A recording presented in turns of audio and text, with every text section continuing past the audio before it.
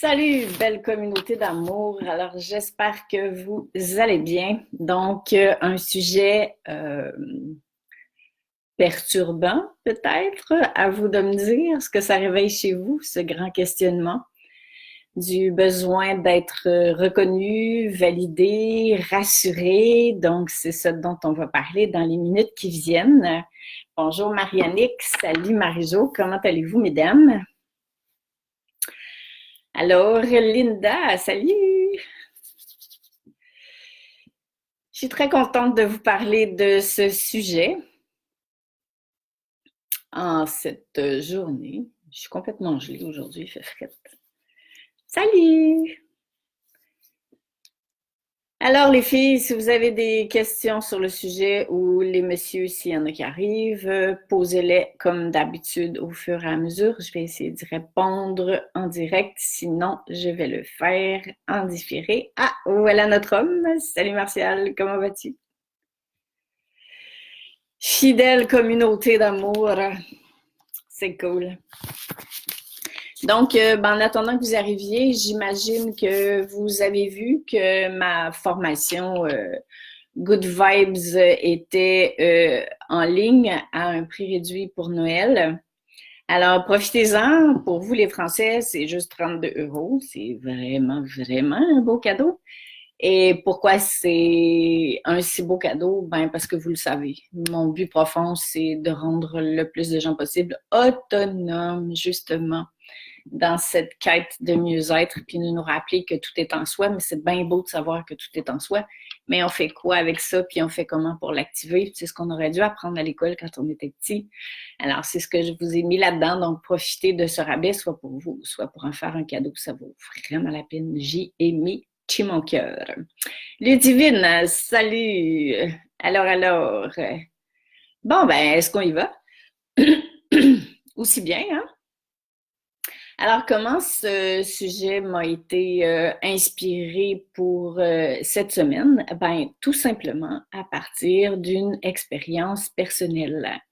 Allô Valérie Nadine. Je me suis retrouvée au cours des dernières semaines avec une expérience que la vie m'a proposée, parce qu'on est victime personne, n'est-ce pas? Si vous êtes avec moi, c'est parce que vous n'êtes pas dans cette lecture de la réalité, très certainement. Alors, la vie nous envoie toujours ce qu'on a besoin d'apprendre, ce qu'on a besoin de renforcer, ce qu'on a besoin d'éclairer à l'intérieur de soi et de guérir. Et dans ce cas-ci, eh ben, ça ressemblait au besoin de reconnaissance, mais je l'ai quand même vu après. Et c'est pour ça que je voulais vous parler de ce sujet-là, mais à partir d'un exemple pour que ce soit plus concret pour vous, bien sûr, pour pas que ça demeure des concepts, et aussi pour vous rappeler qu'on est dans une période qui fait lever tout ce qu'on n'a pas encore vu. Puis je ne sais pas si vous avez remarqué, mais aujourd'hui, c'est le 12 du 12. Alors, c'est comme si la vie profitait de ce fort passage énergétique pour secouer les petits résidus qui restent encore ou ce qu'on n'a pas encore vu, justement pour qu'on se souvienne de qui on est véritablement. Donc, des fois ça brasse, des fois c'est inconfortable, mais la vraie sagesse, c'est qu'est-ce qu'on fait de ce qu'on vit, c'est pas qu'est-ce qu'on sait, c'est pas qu'est-ce qu'on lit, c'est pas les formations qu'on a suivies. Oui, les formations, tous les lives, les ateliers, les retraites, ils sont extrêmement puissants, mais arrive toujours le moment où on est face à soi-même et face à tout ce qu'on a compris ou ce qu'on pensait avoir compris, et aussi face à ce regard qu'on porte sur soi. Est-ce qu'on s'aime assez pour choisir de se donner ce qu'on ne trouve pas à l'extérieur? Est-ce qu'on est devenu suffisamment mature spirituellement pour revenir à l'intérieur de soi et regarder ce qui se passe? Donc, avant de vous parler de l'exemple, juste quelques petits points que je voudrais mettre en lumière. Premièrement, c'est normal d'avoir besoin de reconnaissance. En fait, je connais personne qui en a pas vraiment besoin.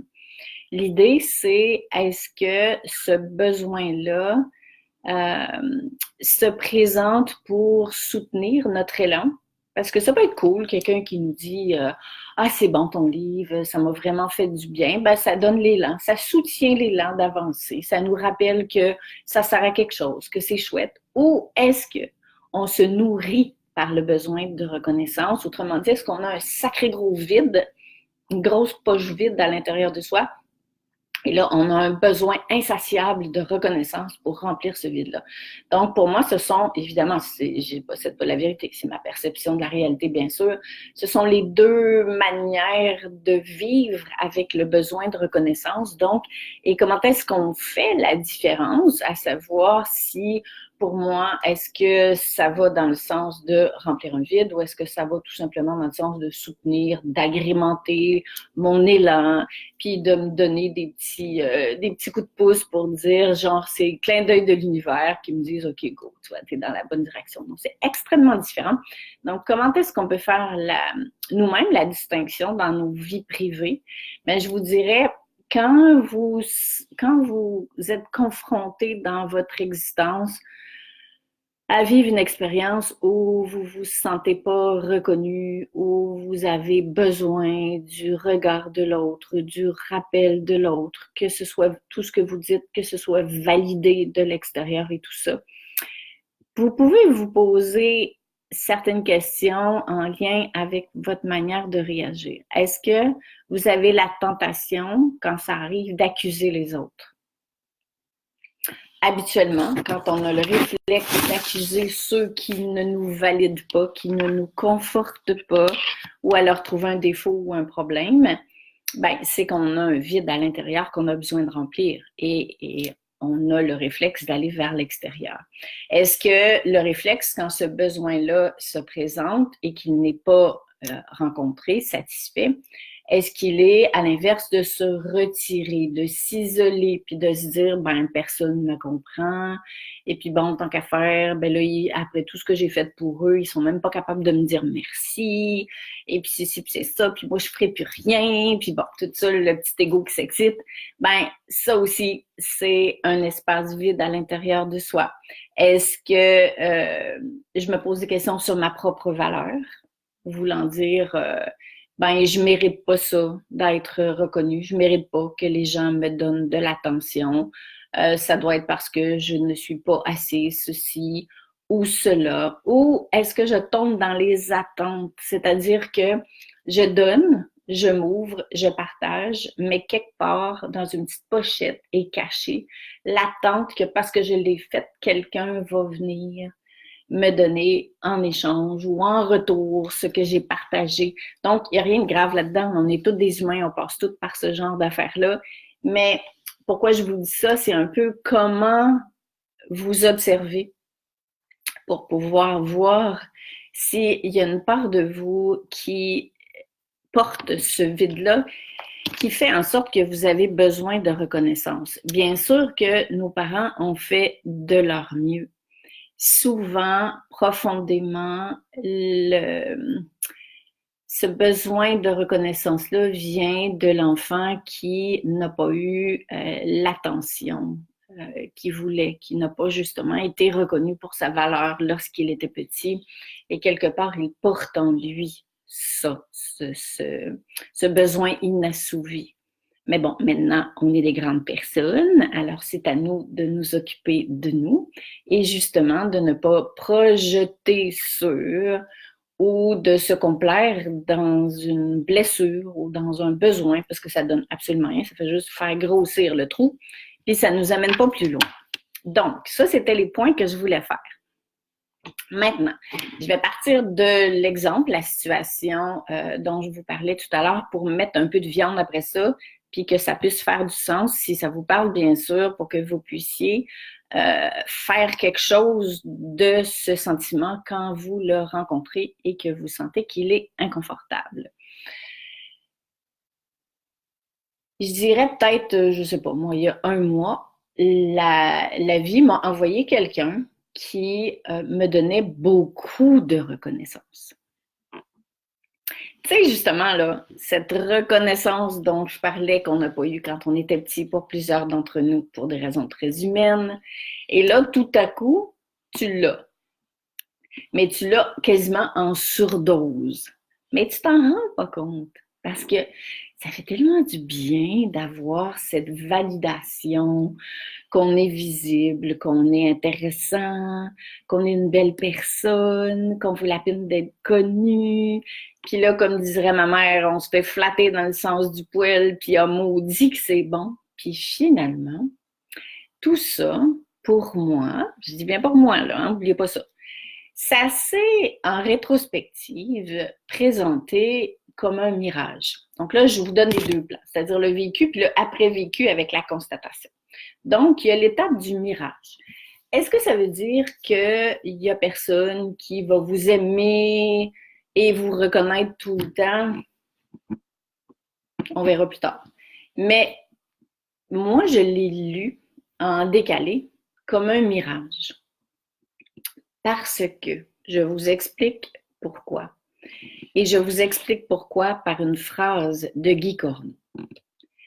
Je cite, « Si je me sens abandonnée, c'est que je m'abandonne moi-même pour avoir de la reconnaissance dans l'amour. » Alors, replaçons-nous. J'espère que ça va faire du sens, tout ça là, dans vos têtes, parce que j'essaie de vous placer ça intelligemment, mais ça s'est tout passé en même temps. Ça veut dire que la petite fille qui n'a pas été reconnue, ou le petit garçon qui n'a pas été reconnu par son père principalement, parce que c'est supposé être la job du papa,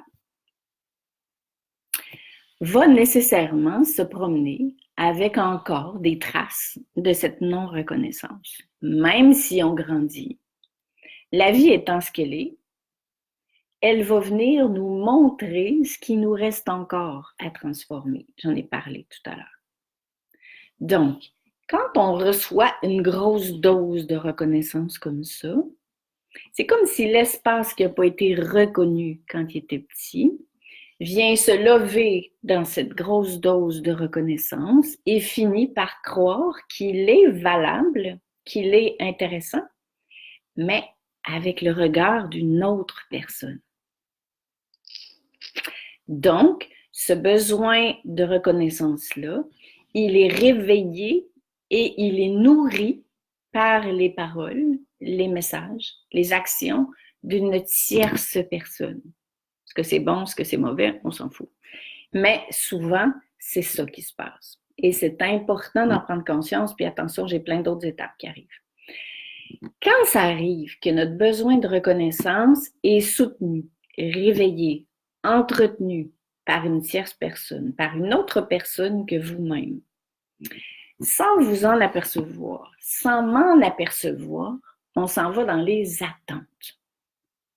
C'est-à-dire que, comme on est nourri de l'extérieur, on a encore envie que cette personne-là continue de nourrir ce besoin de reconnaissance, ce vide qu'on pensait rempli, puis qui tout à coup s'est réveillé pour qu'on puisse le regarder. Et ça, c'est insidieux parce qu'on s'en aperçoit pas.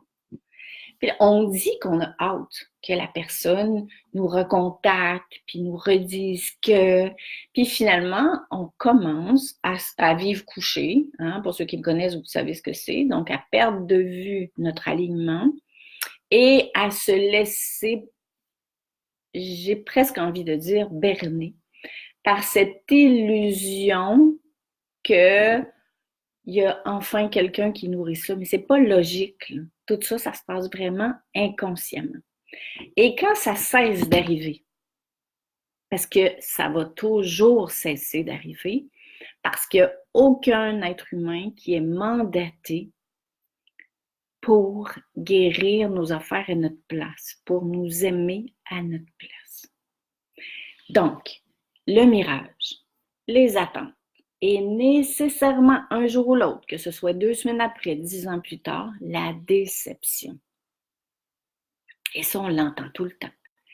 La déception, de, par exemple, j'ai fait confiance à quelqu'un, il m'a pas aimé comme je voulais, la vie est pas juste avec moi, elle m'enlève tout le temps ceux qui me reconnaissent comme étant ce que je suis.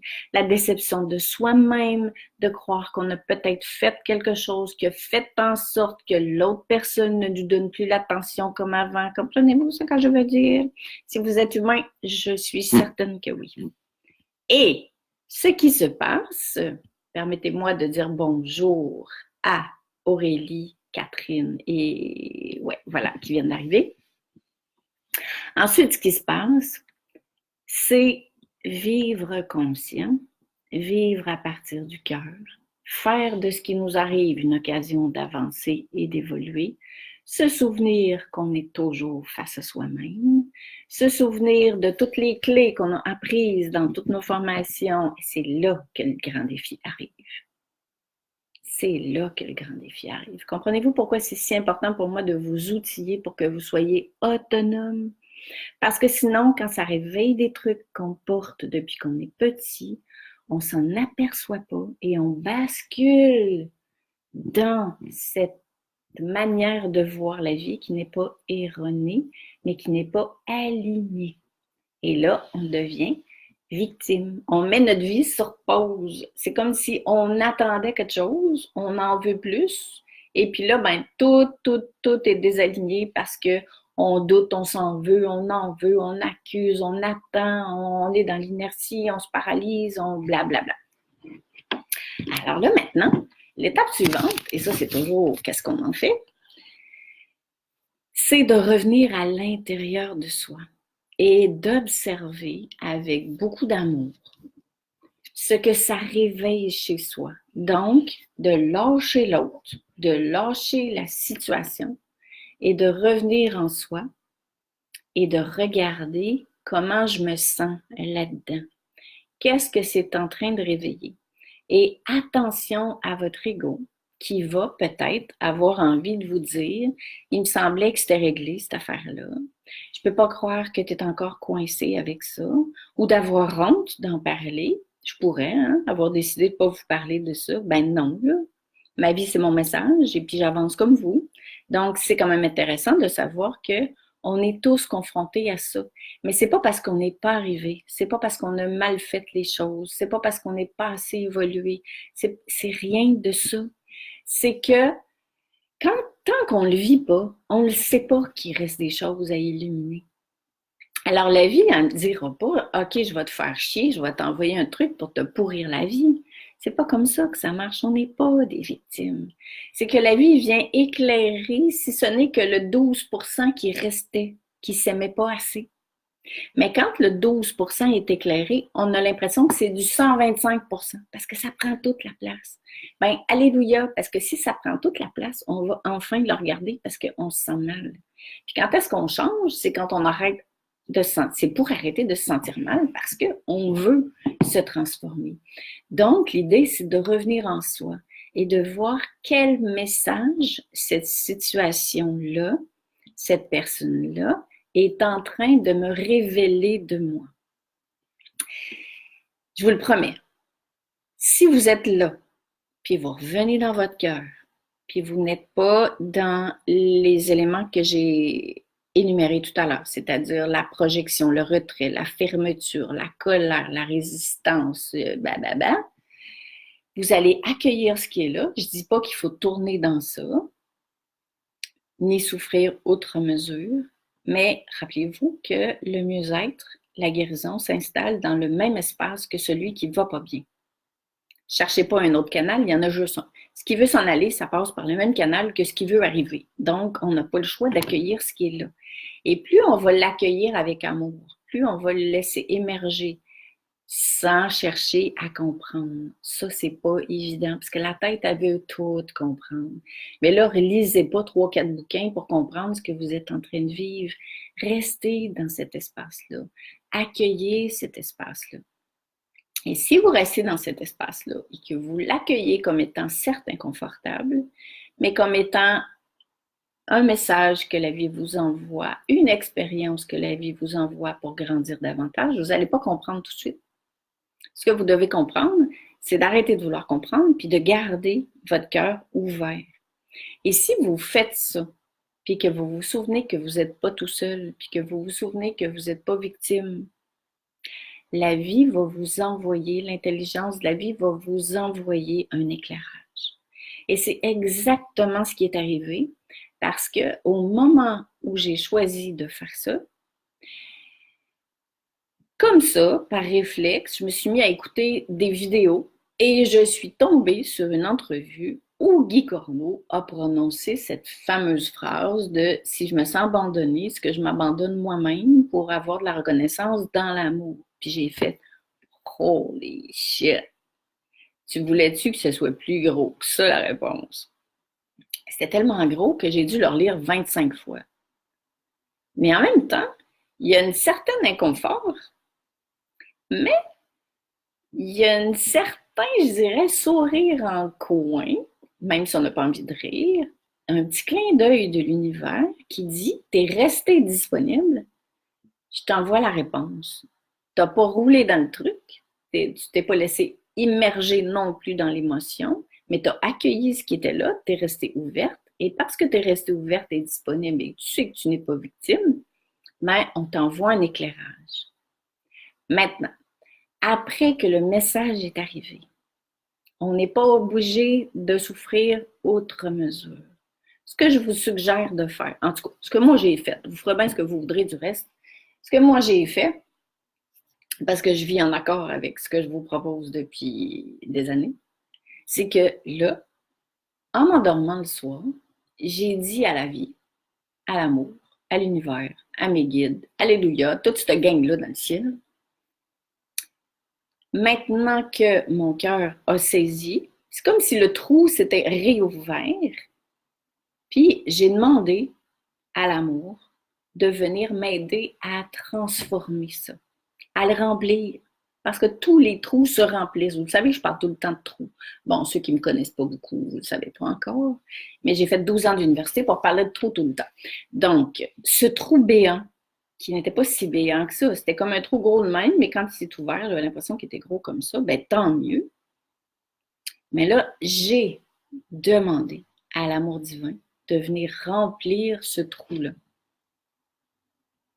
Comme ça, on évite de rationaliser, on évite de se juger, on évite de se diminuer, on évite de se mettre à dos tout le monde qui est autour de soi puis de leur reprocher de ne pas être comme ça. On évite d'être dans une position d'attente. Et, croyez-le ou pas, ça ne s'est pas fait en 8 heures, mais je vous dirais 4-5 jours plus tard, je me suis réveillée puis c'était parti. C'était parti. Ce sentiment-là qui m'habitait avec toutes les émotions que ça avait fait monter, c'était parti. Il n'y en avait plus. Et vous savez quoi? Non seulement que c'était parti, mais outre mon mental qui aurait voulu se rappeler ce que Corneau disait, j'ai vraiment vu à l'intérieur de moi que ça avait été une tentation que justement de chercher la reconnaissance dans l'amour à travers une personne. Il y a personne qui peut vous aimer comme vous voulez être aimé. Pensez-y comme fou. On est tous venus grandir en amour. Comment on pourrait s'attendre à ce que quelqu'un nous aime parfaitement pour qu'on décide d'arrêter de continuer de s'aimer? Notre gros job, notre gros travail, c'est de choisir de se donner à soi ce qu'on voudrait que les autres nous donnent. Puis quand vous êtes déçus, donnez-vous-en des grosses doses. Mettez-vous des vaccins d'amour.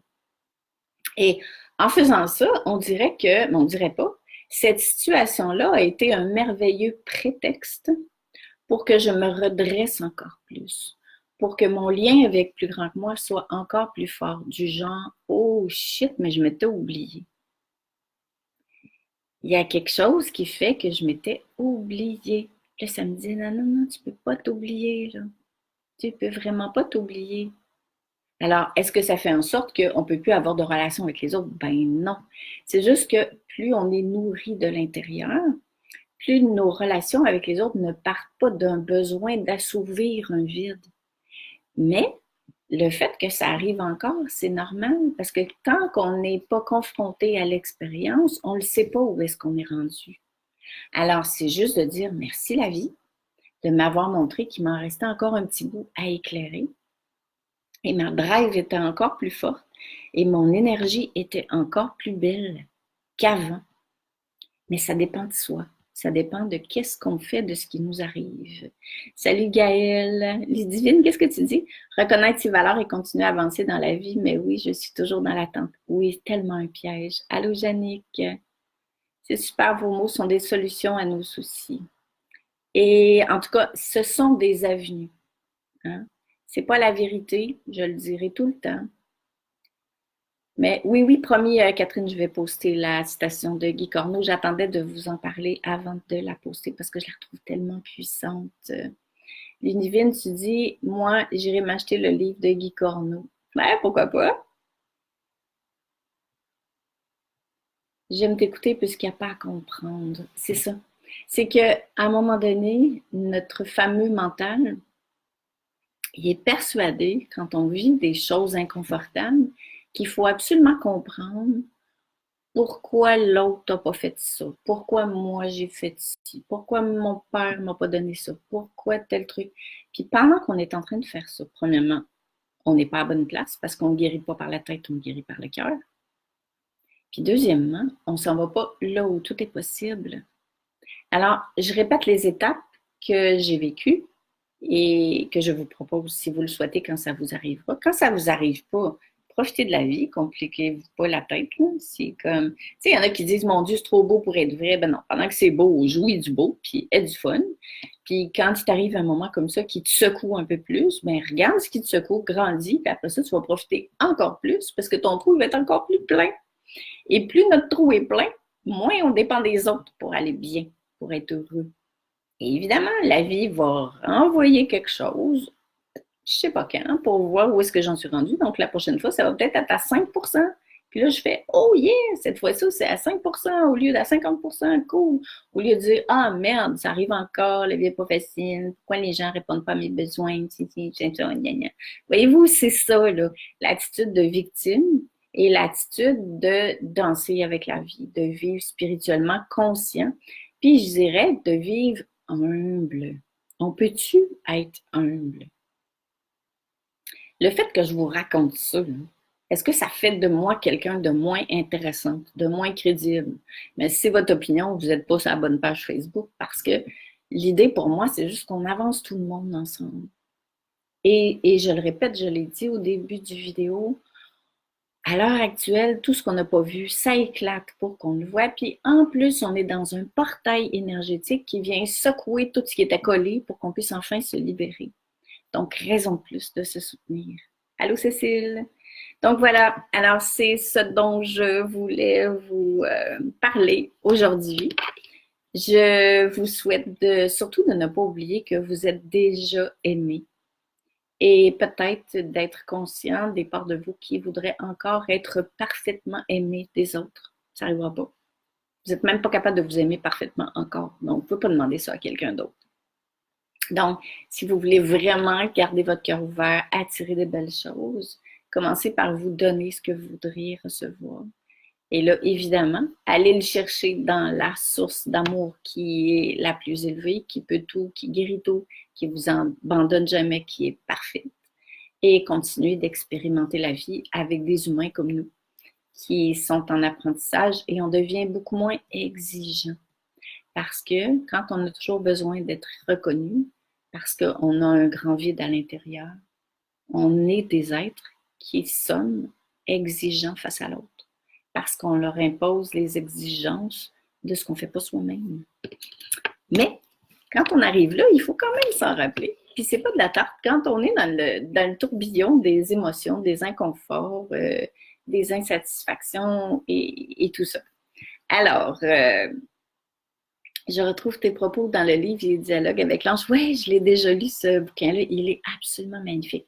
Et pour terminer, je ne sais pas si vous avez remarqué, mais à l'heure actuelle, on est plusieurs enseignants à dire la même affaire, mais différemment. Et c'est pas pour rien. Ça veut dire qu'il y a un gros message qui veut passer sur Terre et que le vocabulaire, l'énergie de chacun fait en sorte que certaines personnes se sentent plus appelées vers une personne parce que ces mots, son expérience de vie nous parlent plus. Mais c'est à ce moment-là qu'on se rend compte que finalement, l'énergie d'amour ne veut qu'une chose, c'est qu'on se rappelle de notre véritable nature, c'est qu'on voit ce qui nous en éloigne et c'est qu'on choisisse de s'en rapprocher de l'intérieur, mais les uns à côté des autres, pas les uns à travers les autres. Donc, c'était une maudite belle conclusion, ça. Alors, rappelons-nous qui nous sommes les uns à côté des autres et non les uns à travers les autres. Et quand on l'oublie, exprimons-nous sur cette page-ci où on a le droit d'être pleinement humaine, où on a le droit d'être en chemin, puis soutenons-nous sans nous juger, parce que des espaces où on peut se parler de ça, il n'y en a pas beaucoup. Donc voilà, alors je vous embrasse hyper fort et puis on se dit à la semaine prochaine. Salut!